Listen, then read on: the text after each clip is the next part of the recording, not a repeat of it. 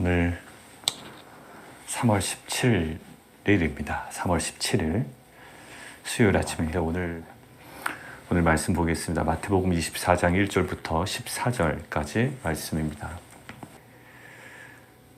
이제 24장이 시작이 됐습니다. 마태복음 전체적으로 한번 정리 한번 해볼까요? 예수님의 가르치심 몇 장 저희가 기억이 납니까? 첫 번째 5장부터 7장이에요. 5장부터 7장에 그 산상수훈이 기록되어 있습니다. 그게 첫 번째 가르치심이에요. 그리고 우리가 8장, 9장 이렇게 구분해서 나눴고요. 10장 가서 우리가 두 번째 예수님의 가르치심 이렇게 구분을 했습니다. 10장이 뭐였나요? 다른 복음서에서는 이렇게 산발적으로 포진되어 있던 무엇에 관한, 제자도에 관한 주제를 한 곳에 모아놨습니다. 우리가 맥체인 성경을 같이 읽었기 때문에 그동안에 그때 우리가 알았습니다. 정말 마가복음과 누가복음에는 이것이 시간에 따라 여러 군데 포진되어 있었던 이야기가 마태의 그 특유한 그 조직적인 어떤 그 성향 때문에 어떤 목적을 가지고 한 곳에 모아놨었죠. 제자도에 관한 내용이었습니다. 자, 그리고 13장의 세 번째 이야기였습니다. 천국은 어떤 것이냐라는 거예요. 그래서 천국에 대한 비유 강화였죠. 18장 누가 큰 자냐라고 했던 네 번째 이야기였습니다. 그리고 오늘이 다섯 번째 이제 마지막 예수님의 가르치심입니다. 근데 이 가르치심은요, 어제 본문도 실은 내용 자체는 가르치심이거든요. 그래서 23장부터 25장까지 묶으려는 시도가 있고 24장부터 25장까지 묶으려는 시도가 있습니다.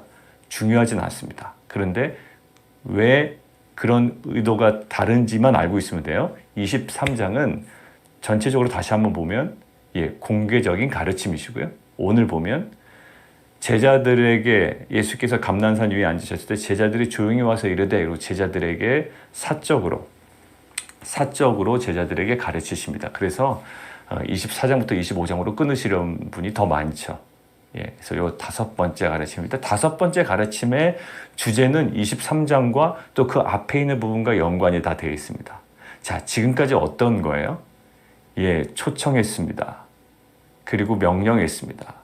그리고 나타내셨습니다. 그런데 거절합니다. 그리고 거절 뒤에는 분명한 심판에 대한 메시지가 있었습니다. 예수님의 그 복음의 증거가 있었고요. 또 하나님 나라에 대한 초청이 있었는데도 불구하고 천국 잔치에 대한 초청을 마다하죠. 거절하고 심판이에요. 그래서 그러한 내용들이, 거절과 심판에 대한 내용들이 나오고, 어제 본문도 보면 사실 그 23장에는 7개의 화가 나온다고 그랬죠. 그 화, 내면화되지 못하고 외형적인 제도나 제사 형식에 굉장히 몰두해 있는, 가장 정작 중요한 것들은 다 놓치고 있는 그들의 모습. 심판에 대한 주제가 계속 물고 들어오는 거예요. 거절과 심판, 그리고 화 있을진저. 화가 뭡니까? 심판이죠. 자, 그리고 오늘 그 모티브가 계속 이어져 오는 거예요. 24장, 25장은 우리가 딱 봐도 알아요. 왜냐하면 25장은 또 우리가 많이 아는 얘기이기 때문에 오늘도 느낌이 어떤 느낌이죠? 심판에 관한 모티브로 계속 이끌어갑니다. 자, 그런 관점에서 이제 24장을 저희가 이제 쫙 문을 열고 들어가 보도록 하겠습니다. 자, 24장. 제자들이 건물들을 가리켜 보이려고 나왔습니다. 성전에서 나와 이제 가실 때 이렇게 건물들을 가리켜 보이려고 나오는데, 자, 예수님께서 2절에 이렇게 얘기하죠. 너희가 이 모든 것을 보지 못하느냐? 진실로 너희에게 이르노니 돌 하나도 돌 위에 남지 않고 다 무너뜨려지리라. 성전 파괴에 대한 어떤 그 예언을 하신단 말이에요. 자, 그런데 제자들의 인식을 한번 보죠. 자, 성전 파괴에 대한 얘기를 하시고, 이제 그동안의 그 대화는 좀 잠깐 끊어진 것 같아요. 그리고 이제 예수님께서 감람산 위에 이제 한적하게 앉으셨을 때에 제자들이 이제 옆에 와서 조용히 물어봅니다. 예수님, 우리에게 좀 말씀 좀 해주십시오.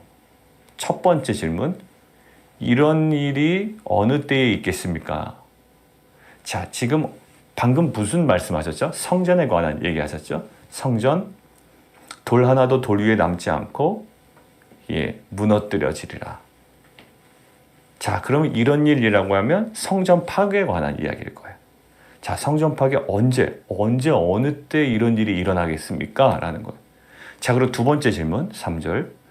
주의 임하심과 세상 끝에는 무슨 징조가 있사오리이까? 자, 제자들이 지금 두 개를 연결시키고 있습니다. 뭐하고요? 성전 파괴와 세상의 끝을 두 개를 연결을 시키고 있어요. 그러니까 성전 파괴를 세상 끝의 도래, 그리고 세상 끝의 그 자체로 혹은 그 강력한 전조로 지금 제자들은 이해하고 있죠. 성전이 무너지는데 그럼 그것은 세상의 끝이 아닌가? 그렇다면 그 주님의 임하심과 세상 끝에는 그 성전 파괴되기 전까지는, 그리고 파괴될 때 또 세상의 끝이 멸망할 때는 또 무슨 징조가 있겠는가라는 것을 이제 두 개를 연결시킨 거예요. 아마 정확히 이제 이들이 딱 인식을 한 상태에서 구분해서 생각한 건 아니지만 자연스럽게 그들의 사고 속에 이제 연결이 된 겁니다. 성전이 무너질 때 세상의 끝과 연결이 될 것이며 그때는 무슨 징조가 있지 않을까라는 이제 이런 질문입니다. 그들 입장 충분히 이해 가시죠? 자, 예수께서 이렇게 대답하십니다. 자, 그들의 마음은 무슨 징조가 일어난다라고 하면 사람들 한번 심리를 한번 생각해 보세요. 이게 좋은 일이 아니잖아요. 뭐 어디 전쟁이 날 거다라는 것들을 굉장히 웃으면서 얘기하는 사람은 없을 겁니다. 뭔가 불안하고 두렵고 흥분하기 쉽고 요동치기 쉽고. 근데 예수님께서 어떤 기조로 얘기하셨는지 한번 보세요. 4절. 예수께서 대답하여 이르시되 너희가 사람의 미혹을 받지 않도록 주의하라. 좀 이렇게 탁 이렇게 어떻게 보면 너무 이렇게 요동치지 아니하도록 이제 좀 이야기하시는데, 일단 미혹받지 않도록 주의하라 하고서 몇 가지 이야기를 하시는데, 첫 번째 뭘까요? 4절 5절. 거짓 그리스도, 거짓 교사들이 출현할 거야 라는 거야. 그죠? 내 이름으로 와서 이르되 나는 그리스도와 많은 사람을 미혹하리라. 거짓 그리스도 교사들이 출현할 거야. 그 전에 그런 일들이 있을 거야. 6절. 전쟁과 나름대로의 그 국제적인 분쟁, 또 사회적인 혼란. 사회적인 혼란이 많겠네요. 6절. 난리와 난리숨을 듣겠다. 사회적인 혼란이 올 거야 라는 거죠. 자, 7절 한번 보세요. 민족이 민족을, 나라가 나라를 대적하여 일어날 거야. 전쟁이나 국제적인 분쟁이 되겠죠, 이것이. 그 다음에 7절 후반부, 기근과 지진이 있으리니, 기근과 지진과 같은 자연재해가 있을 거야. 거짓 교사, 거짓 그리스도, 사회적인 혼란, 전쟁, 국제적인 분쟁, 지진과 기근과 같은 자연재해.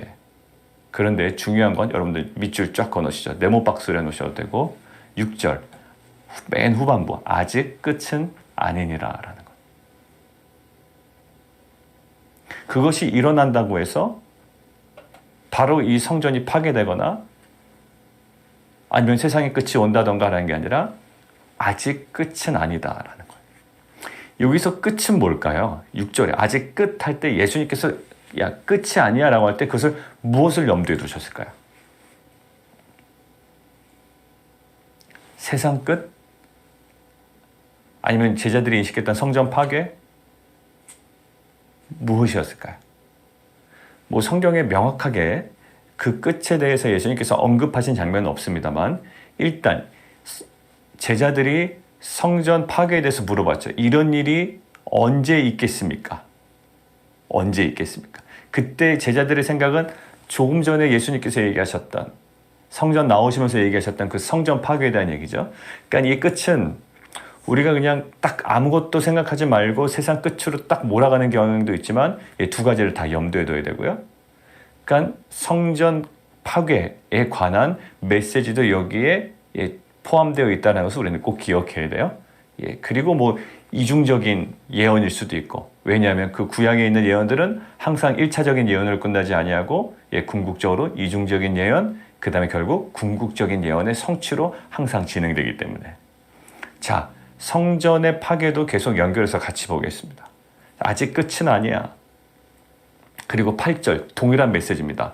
이 모든 것은 재난의 시작이니라. 자, 이런 느낌이에요. 어떤 징조가 있겠습니까? 언제 일어나겠습니까? 이러이러한 일이 일어날 텐데 사람의 미혹받지 않도록 내가 그리스도다라고 얘기하는데 그렇지 않도록 되게 조심하고 세상 끝에 대한 또 성전 파괴에 대한 이 분위기를 굉장히 고조시키고 조성시킬 수 있는 여러 가지 징조들이 있지만 그러나 예수님은 그러한 일들이 일어나고 난리가 나고 지진이 나고 막 국제적인 분쟁이 나도 아직 끝은 아니다라는 거예요. 우리는 이런 일이 일어나면 뭐라고 얘기하죠? 야, 이제 다 끝났네 라고 이야기를 한단 말입니다. 이 말씀의 근거예요. 근데 예수님 뭐라고 그러시죠? 아직 끝은 아니다. 아직 끝은 아니다. 그 성전 파괴와 마지막 그 세상의 마지막 때 두 가지 같이 좀 생각을 하세요. 자, 실제로 왜 이때가 마지막 끝은 아니다, 아직 끝은 아니다라고 얘기하냐면 이것이 다 연관이 있어요. 66년 유대전쟁이 일어나기 수년 전에 AD 66년 유대전쟁이 일어나기 수년 전에 그리스도로 사칭한 인물이 여기에 완전 수없이 많이 일어났습니다. 4절 5절 이 얘기가 나왔어요. 근데 여러분들 성전 파괴가 언제 일어났죠? AD 70년이에요. 그러니까 그 전에 유대전쟁이 일어나기 전에 그 수년 전에 그리스도로 사칭한 인물이 아주 많이 일어났었고요. 그다음에 우리가 읽었던 6절과 7절 보면 70년의 성전 파괴가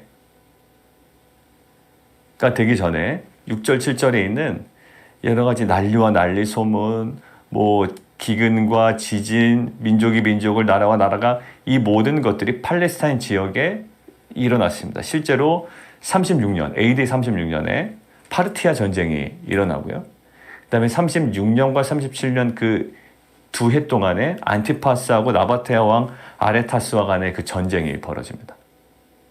그러니까 민족 간의 전쟁, 국제적인 분쟁이 36년 또한 이어지는 37년 이렇게 이어지고요. 그 다음에 67년에는 예루살렘의 지진이 일어나죠. 그 다음에 소아시아 대지진이 언제 일어나냐면 61년도에 일어나고요. 그 다음에 폼페이 대지진이 62년도에 일어나요. 그러니까 실제로 이것들이 성전 파괴되기 전 AD 70년 전에 폼페이 대지진, 소아시아 대지진, 또 67년 예루살렘 지진, 또 그 전쟁이 36년의 파르티아 전쟁, 또 안티파스 나바테아 왕과의 그 전쟁, 그 다음에 그리스도로 사칭한 인물들이 계속 나오고 이것들이 나오죠. 자, 그러고 나서 그것이 시작이고 그 다음에 AD 70년에 이제 성전에 파괴되는 일들이 일어납니다.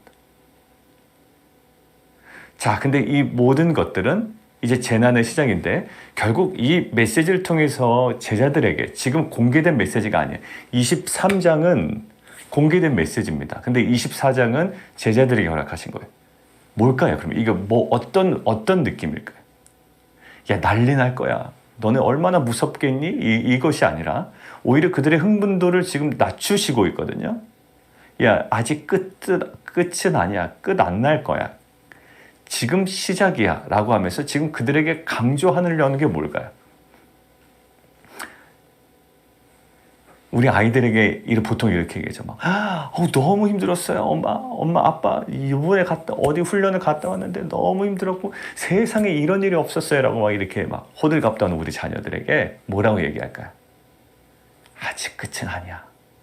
살다 보면 그런 일 더 많아. 이렇게 얘기하잖아요.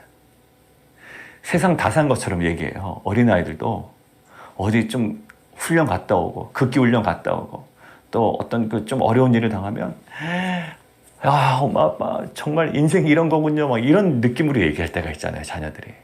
그때 부모들이 아니야. 시작이야. 너 시작이야. 이제 그런 일이 많이 일어날 거야. 그들의 인생의 사기를 꺾으려고 하는 게 아니에요. 뭔가를 정확하게 보여주고 그 뒤에 있는 메시지는 뭘까요?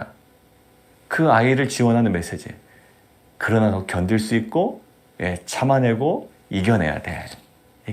그거 이상하게 생각하면 안 돼. 라는 거. 우리들 인생도 마찬가지예요. 우리가 미국 넘어올 때 그때 초기 때, 이민 초기 때 그때 고생했던 것들 많이 있어요. 뭐 고생 안 하시고 오신 분들도 또 있을지 모르겠지만 대부분은 초기 때 고생하고 여러 가지 어려움들이 있습니다. 예, 그렇지만 그 고생이 예, 단번에 끝나지 않죠. 예, 지금까지도 계속 이어지는 것들이 있고요. 양상은 달라졌어요. 예, 예전엔 경제적인 어려움이 있다면 지금 또 다른 또 어려움이 있어요. 지금 또 여러 가지 어려움과 또 인내의 과정을 겪고 계신 분들이고요. 이 모든 것들이 뭘까요? 예, 그때마다 우리에게 주신 하나님의 그 메시지가 분명히 있다고요. 자, 지금 보세요. 결국 예수님의 메시지 핵심 뭐냐면 야, 이거 산통의 시작이야 라는 거예요. 산통의 시작. 여러분들 애기 날 때 산통이 딱 났다라는 건 뭐죠? 징조기 네요. 근데 산통이 났다고 바로 나오진 않아요. 그러면 얼마나 좋겠습니까? 여자분도 좋고 옆에서 그 아이를 낳는 거를 요즘은 남편들이 들어가서 또 같이 보잖아요. 또 같이 손잡고 있고. 산통이 일어난다는 건 바로 당장 아이가 나온다는 것을 보장하진 않아요. 그리고 몇 번의 산통이 지나가야 아이가 출생할지는 실은 아무도 몰라요. 그냥 지켜볼 뿐이에요. 근데 뭐하죠? 예, 그 산통을 겪고 있는 산모는 그것들을 예, 기쁨으로 견뎌냅니다. 왜? 생명이 나오기 때문에. 언젠지 몰라요. 누구는 막 꼬박 열 몇 시간을 막 산통을 하셨던 분도 있고요. 근데 각자 달라요. 산통이 언제부터 시작이냐에 따라 다 다르더라고요. 예, 그 초기부터 들어가면 막 시간이 늘어나고요. 본격적으로, 그러니까 남자들은 모르겠어요. 제가 이게 어떤 느낌인지 몰라서 좀 얘기하기 좀 그런데 어느 시점을 초기로 잡을 거냐라고에 따라서 또 다 다르던데요. 제가 들어보니까. 예, 아무튼 이 산통을 참아내는 거죠. 이런 거 예수님은 그 징조와 이 끝은 무관하진 않다. 무관하지 않다. 그러나 이것이 바로 직접적으로 시간상 붙어 있지도 않고 그러나 이것이 처음이고 또 아직 끝은 아니라는 것들을 그냥 동시에 알려주니까 무관하진 않아요.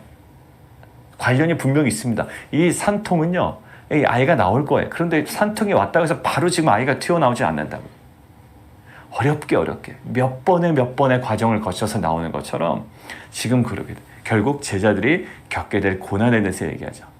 어떻게 보면 앞에 있는 것들은요, 그리스도가 막 나타나고 적그리스도가 나타나고 거짓 그리스도, 거짓 교사들, 국제적인 분쟁, 전쟁, 사회적인 혼란, 기근, 자연재해, 이것들은 나와 좀 상관이 없어요. 여러분들 국제 뉴스 보시죠. 예, 어느 지금 미얀마에 뭐 지금 사태가 벌어지고 또 여러 가지 나라에 어떤 자연재해가 일어나면 예, 끌끌끌 쯧쯧쯧 이런 마음은 있지만 사실 막 이것 때문에 막 내가 피부에 와닿는 어떤 느낌은 없거든요. 물론 이것들을 피부에 와닿는 느낌으로 기도해야 되지만 근데 실제로 이제 제자들에게 얘기하십니다. 자, 9절 얘기해 보겠습니다. 9절. 사람들이 너희를 환난에 넘겨주겠다. 이게 이제 달라지는 거예요, 양상이. 너희를 환난에 넘겨주겠고 너희를 죽이겠고 너희가 내 이름 때문에 모든 민족에게 미움을 받으리라. 자, 이것도 이중적으로 봐야죠. 너희 제자들 어떻게 당했죠? 실제로 환난에 넘겨줬어요. 베드로도 마찬가지고. 그리고 지금 여기에 너희들 할 때 없었던 사도 바울도 결국 너희를 죽이리니 사도 바울도 그에 합당한 순교를 했고요. 너희가 내 이름 때문에 모든 민족에게 미움을 받으리라. 실제로 바울이 그랬고 베드로가 그랬고 제자들이 그랬어요. 그러니까 이것이 성전 파괴, 그 이후에 세상의 끝 두 개를 연결시키잖아요. 자, 보세요. 세상의 성전 파괴가 되지만 그것이 세상의 끝과 딱 달라붙어 있지는 않잖아요. 그러나 성전 파괴 전에 이런 일이 일어날 거예요. 연관은 돼 있어요. 연관은 돼 있지만 그 모든 과정에 간극이 있고 간극 사이에 제자들이 감당해야 될 일들이 있었어요. 성전 파괴 이후에 또 사도 바울이 자, 그때에 많은 사람이 실족하게 되고 서로 잡아주고 서로 미워하게 했으며 거짓 선지자가 많이 일어나 많은 사람들을 미혹하게 했으며 불법이 성함으로 많은 사람들의 사랑이 식어지리라. 그래서 예수님께서 이제 마지막으로 말씀하고 싶은 게 이거예요. 그러나 끝까지 견디는 자는 구원을 얻으리라 라는 거예요. 결국 10장에 우리가 그 2월달 큐티에 보면 2월 12일 큐티 본문에 10장이 있습니다. 10장 22절에 거의 똑같은 말씀이 있어요. 여러분들 10장 어떤 메시지를 했죠? 아까 제가 일부러 그래서 말씀드렸던 거예요. 10장은 뭐에 대한? 제자도에 관한 메시지. 그렇죠? 뭐 동네 사람들한테 이야기한 게 아니라 제자도에 관한 메시지를 마태가 모아놓은 거예요. 요약한 거예요. 조직한 거예요. 10장 22절에 이렇게 되어 있습니다. 21절부터 읽을게요. 장차 형제가 형제를 아버지가 자식을 죽이는 때에 내주며 자식이 부모를 대적하여 죽게 하리라. 이게 21절이고요. 이제 제가 말씀드리려고 하는 22절. 또 너희가 내 이름으로 말미암아 모든 사람에게 미움을 받을 것이나 끝까지 견디는 자는 구원을 얻으리라. 지금 예수님의 이 말씀과 동일하죠. 그러나 끝까지 견디는 자는 구원을 얻으리라. 그러니까 제자들이 겪게 될 고난의 모습이 있습니다. 그렇지만 끝까지 견디는 자는 구원을 얻으리라. 이 말씀을 가지고 실은 이 베드로나 사도 바울이 감당했던 거예요. 자, 지금 14절 그 천국 복음이 모든 민족에게 증언되기에 온 세상에 전파되리 그제야 끝이 오리라.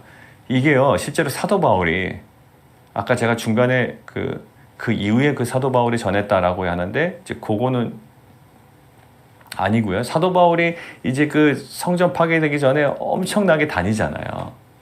엄청나게 사역을 하고 다니는데 실제로 온 로마까지 그 사역을 감당하게 된다고.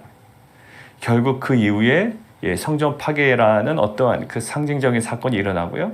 그 다음에 이것은 궁극적으로 우리가 보통 이해하는 이 모든 열방의 복음이 전해질 때 세상의 끝이 오게 된다라는 그것과의 어떤 이중적인 의미가 있는 거예요.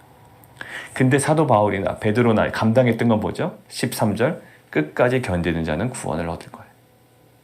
여러분들 우리의 인생 가운데 특별히 여러 가지의 그 산통을 경험하게 됩니다. 4절부터 7절까지 있는 나와 상관없는 어떤 그러한 모습들을 볼 수가 있고요. 아니면 9절에 있는 또 10절에 이어지는 내가 직접적으로 당면하고 있는 그렇게 감당해야 되는 일들이 있어요. 근데 오늘은 주님께서 우리에게 격려하시고 또 위로하시는 거예요. 왜 그럴까요? 산통의 끝에는 그저 무엇인가가 파괴되고 끝나고 모든 것이 없어지고 소멸되는 그러한 끝이 아니라 그 하나님의 끝은 뭘까요? 하나님의 끝은 또 다른 시작이 아니라 궁극적인 천국 또 궁극적인 것들이 기다리고 있기 때문에 여러분들 산통은 궁극이 아니에요. 궁극은 뭘까요? 생명이에요. 산모의 산통이 궁극이라면 여러분들 그냥 죽는 게 낫습니다. 왜 그게 궁극인데 그러고 있어요? 근데 산모의 산통은 궁극이 아니라 실제로 궁극은 뭐예요? 생명이에요. 그 안에 정말로 우리가 있을까? 저 뱃속에 정말 생명이 있을까라고 했던 그 생명이 탄생하고 출생하고 그 안에 그 생명을 보고 기쁨이 있다고요. 그러니까 그 산통을 어떻게 해요? 또 감당하는 거예요. 둘째도 낳고 셋째도 낳고. 첫째 날 때 제가 기억이 나요. 아내가 둘째는 진짜 못 날 것 같아 라고 했는데 저희도 둘째 셋째 이렇게 되죠. 그 산통의 끝은 생명이에요. 이 제자들에게 어떤 과학적인 학대나 어떤 과학적인 행위, 그 다음에 어떤 그 못들을 감당하는 어떤 그런 고통을 주기 위한 목적이 아니라 이 모든 과정 중에 끝까지 견디는 자는 9절, 구원을 얻으리라라는 거예요. 여러분들 지금 인내하고 계신 부분이 있습니다. 이것들을 좀 우리가 실제적으로 적용해 볼까요? 기다리는 건 참 힘들어요. 아예 안 된다고 거절이 되면 상관없는데 뭔가 희망은 있고 일이 진행이 되는데 그저 기다리는 것. 저희 성도님 가운데도 계시고요. 이 기다림이 제일 힘든 것 같아요. 저도 최근에 여러 가지 많은 기다림이 있었습니다. 또 보면 또 뭔가를 기다려야 돼요. 제가 일단 해야 될 건 했고 또 뭔가 기다려야지 처리가 되는 일들이 있어요. 또 처리가 되려면 또 정부와의 관계 속에서 또 처리가 돼야 되는 일들이죠. 근데 그게 마음이 조급해지는 거예요, 사실. 이러다가 이거 다 파괴될 것 같고 다 끝날 것 같고 여러 가지 마음이 듭니다. 주님께서는 이 구원의 역사 속에 이 24장과 25장 이 심판이란 여러 가지 징조 속에 아직은 끝이 아니고 재난의 시작이지만 결국 견디는 자는 구원을 얻을 것이다라는 이 메시지를 통해 우리에게 주시는 것은 동일하게 여러분들 가운데 겪고 계신 그러한 인내와의 싸움에서 절대로 밀리지 말 것을, 그리고 여러분들을 끝까지 응원하시고 성령을 통해 여러분들을 격려하시고 인도하실 것을 여러분들에게 오늘 분명히 우리에게 또 여러분들과 저에게 분명히 말씀하시는 줄 믿습니다. 이 말씀이 우리의 삶 가운데 어떠한 방식이든지 온전히 뿌리 내려지고 깊이 심겨지기를 원하고요. 이것이 우리의 절망스러운 모든 마음들을 덮고 오히려 우리가 발견하지 못했던 소망들을 그 인내 가운데 찾아가는 귀한 공동체가 되기를 원합니다. 복음이란 건 뭘까요? 진리를 통하여 세상을 바라보는 거잖아요. 우리가 세상의 관점으로 바라보니 답답했지만 이 진리와 복음과 하나님의 마음으로 바라보니 이것들이 소망이 되는 거예요. 그냥 막연히 잘 될 것이야가 아니라 하나님께서 오늘 말씀을 통해서 이야기하셨어요. 끝까지 견디는 자는 이 말씀 하나만 붙잡고 오늘 나아가기를 원해요. 난리 날 거야 막 이것 때문에 두려워하라는 메시지 아니에요. 그러나 그런 것들 분명히 있고 그것들은 끝이 아니야. 시작일 뿐이고 감당해야 돼. 그러나 뭘까요? 끝까지 견디는 자는 잘 인내해 오셨습니다. 그리고 잘 참아 오셨어요. 그리고 잘 감당하고 계세요. 여러분들 지금 우리가 혼자 살아가는 것이 아니라 이미 예수님께서는 우리를 위해 십자가에 달려 들어가셨다고요. 여러분들 그 사실 하나만으로도 우리는 만족될 수밖에 없는 거예요. 어느덧 생각해보니 막 힘들다 여러 가지 이야기를 하지만 어느덧 생각해보니 예수님은 구약시대 사람들이 그렇게 원했던 메시아로 이 땅 가운데 오셔서 우리를 위하여 십자가에 달려 들어가셨어요. 그리고 부활하셨어요. 그리고 우리를 위하여 처소를 예배하러 가셨고 이제 그 영광스러운 부활과 생명의 때가 우리 가운데 올 거예요. 그리고 우리는 이미 시작된 하나님 나라를 살아가고 있는 자들이에요. 그러나 끝까지 견디는 자는 우리에게 격려하시고 위로하시고 도전하시는 그 음성 앞에 오늘도 어떠한 인내 때문에 생기는 그 두려움과 절망이 아니라 하나님의 음성으로 인한 소망이 우리 가운데 회복되는 귀한 빛과 소금 공동체가 되기를 원합니다. 우리 함께 기도하며 나가도록 하겠습니다. 24장과 25장은 실은 그래서 두려운 장이 아니에요. 아우 야 이거 봐 난리 난데 호들갑 떨라고 주신 마음이 아니라요. 말씀이 아니라 오히려 소망의 메시지 아니에요? 끝까지 견디는 자는 구원 얻을 거야. 여러분들 다양한 인내의 과정을 겪고 계신 분들이 있어요. 질병의 치료 때문에 또 사업의 어려움 때문에 직장의 프로세싱 때문에 또 여러 가지 행정적인 절차의 막힘 때문에 뭐 여러 가지가 있을 수 있죠. 끝까지 견디는 자는 여러분들 너무 여러분들이 있는 일상과의 세속적인 것과 연결한다고요? 아니에요. 여러분들 그것도 여러분들의 그 인내의 과정 중에 하나예요. 그 안에 무엇을 누리면 하나님의 마음을 누리고 계획을 누리고 섭리를 깨달아 가면 그것이 하나님의 나라가 되는 거예요. 우리 가운데 그러한 소망으로 오늘 함께 나아가기를 원합니다. 주님, 그것이 우리에게 극단적 절망이 아니라 오히려 그 안에 있는 역설적 소망을 바라보는 자들이 되게 도와주옵소서. 우리 함께 기도하며 나아가도록 하겠습니다. 우리 또 계속 기도할까요? 요한계시록도 마찬가지죠. 우리가 신약 하심 탐사 때 얘기했지만 이것은 어떤 책일까요? 소망의 책이에요. 어떤 책일까요? 위로의 책이에요. 누구에게? 그 로마의 압제로부터 고난받고 핍박받는 초대교회 성도들을 모아주기 위한 책이다. 위로하고 격려하고 도전하기 위한 책이다라고 이야기했잖아요. 근데 이것들을 마음을 모르고 하나님의 마음을 모르고 보면 무서운 책이 돼버리는 거예요. 이렇게 조장할 수가 있는 거죠. 오늘 24장 25장도 그랬고요. 그런 의미에서 우리 지금 현재 모습 볼까요? 너 그렇게 꼬이는 거 보니 너 난리 났다라는 거죠. 결국은 뭘까요? 두려워하라는 거거든요. 그 상황 때문에. 근데 우리는 그것을 그렇게 바라보지 않아요. 오히려 소망 가운데 갑니다. 우리가 그 마음을 가지고 함께 기도했으면 좋겠고요. 그런 의미에서 우리가 이정호 선교사님 그리고 그 남동생 또 저희 형님 그 무슨 항암 치료 그다음에 그 우리 최영승 원사님 그 치과 모든 수술 이후의 회복 또 미셸 집사님 또 우리 저스틴 그리고 우리 유동현 성도님 지금 진행되는 모든 프로세싱 과정들 위해서 또 우리 배재현 권사님 우리 25일날 혈액 검사하고 이제 진행될 또 수술 여부 결정될 모든 것들 이것들이 우리에게 막 답답하게 하고 우리를 옥죄오게 하는 것이 아니라 오히려 이것들 향해 우리 가운데 말씀하신 그 음성 들었으면 좋겠습니다. 끝까지 견디는 자. 우리 보고 그냥 막 견디라는 게 아니에요. 그 하나님의 진리 가운데 소망 가운데 복음 안에서 예수 안에서 우리가 견뎌내고 그 안에 하나님께서 주시는 구원과 생명과 부활과 그 소망을 발견하기를 원합니다. 우리 함께 기도하며 나가도록 하겠습니다. 우리 계속 이어서 기도하실 거는 우리 그 르네 위해서도 기도해 주시죠. 우리 9시 기도회 때 계속 기도하지만 르네 수면 장애가 치유될 수 있도록 우리 함께 계속 기도하시죠.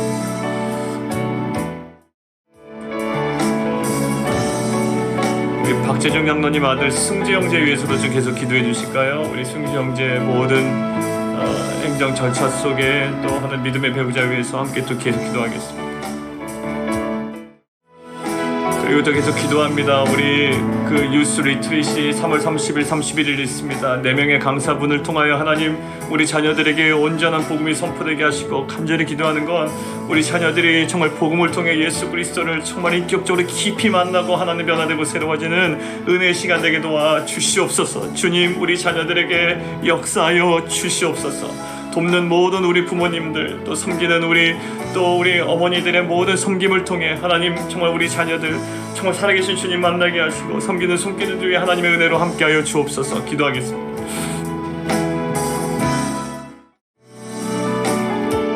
살아계신 하나님, 눈에 보이는 여러 가지 상황들로 인하여 우리가 직면하고 있는 모든 고난과 어려움들을 통하여 극단적 절망으로 나아가는 자들이 아니라 역설적 소망으로 나아가는 자들 되게 도와 주옵소서. 끝까지 감당하게 하시고, 우리에게 주신 복음의 진리 안에서, 예수 안에서 그 생명과 부활과 참된 소망을 발견해 나가는 기쁨이 있게 하여 주옵소서. 예수 그리스도 이름으로 기도드리옵나이다. 아멘.